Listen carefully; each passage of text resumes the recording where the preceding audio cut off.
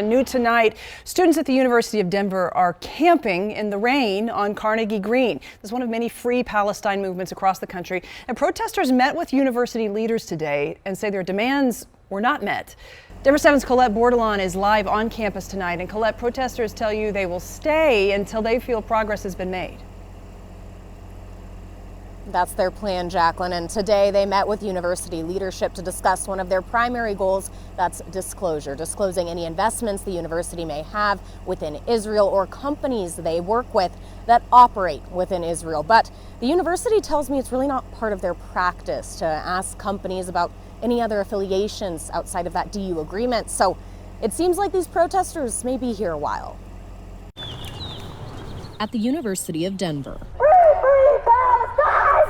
Free Palestine! We sing together, we dance together, we grieve together. Is a protest part of a much larger push. And that is a big part of the student movement for a free Palestine. With two fundamental goals echoed throughout the country. We have very clear demands, our divestment and disclosure. As students who are funding this university, we believe we have the right to make that demand. Audrey Hartfield is one of the student protesters. We are out here making demands, but really causing no harm. She, along with the other protesters, were hopeful when organizers met with school leadership Sunday afternoon. We went into that meeting really wanting to talk about disclosure. That's really the first step to all of our demands, is disclosing what investments the University of Denver has with the state of Israel. Students say their demand for disclosure was not met. This lack of urgency is a strategy being employed. The protesters say the university agreed to another meeting but did not set a date. We plan to be here until our demands are met.